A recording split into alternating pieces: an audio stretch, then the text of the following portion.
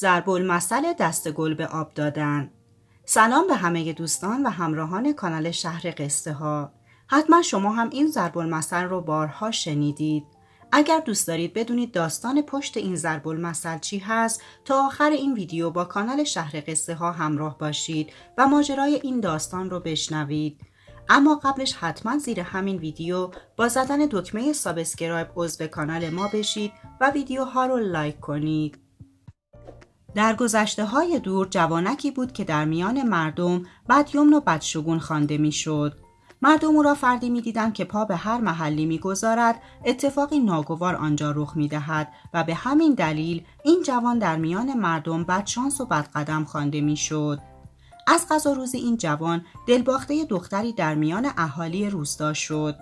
دختر هم همچنان به اون نظر داشت، اما به دلیل همان حرف و حدیث هایی که پشت سر پسر بود، خانواده دختر با ازدواج این دو مخالفت می کردن. تا اینکه خواستگاری جدید برای دختر پیدا شد و با رضایت خانواده دختر مراسم عقد و عروسی در ده برپا گردید. جوان عاشق که تحمل دیدن مراسم عروسی دختر را نداشت، از روستا بیرون رفت و به دشت و دمن زد. پسر همچنان که اشک میریخت از میان گلهای دشت زیباترین ها را میچیند و دستگلی زیبا میسازد. آنگاه به یاد محبوبش دستگل را در رودخانه‌ای که در همان نزدیکی بود میاندازد. رودخانه از وسط روستا میگذشت. کودکانی که در آن حوالی مشغول بازی و شادی بودند، با دیدن دستگل به آن زیبایی در آب تلاش کردند تا آن را از رودخانه بگیرند.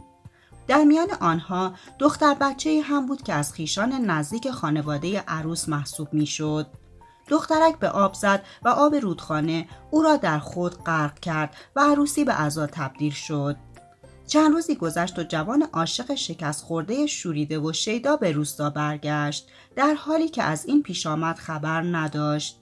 از اهالی روستا ماجرای به آب زدن دختر بچه برای گرفتن دستگل و غرق شدن او را شنید و تازه فهمید که عروسی به هم خورده و خانواده عروس داغدار شده اند.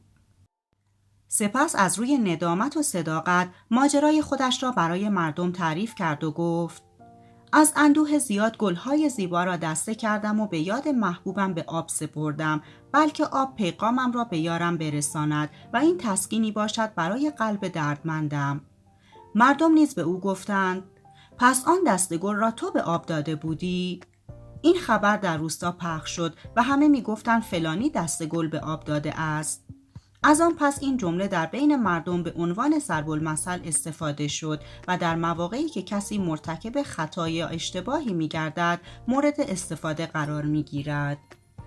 دوستان عزیز، ممنون که تا پایان ویدیو همراه ما بودید. امیدوارم از شنیدنش لذت برده باشید. تا داستان و حکایتی دیگر، خدا نگهدار.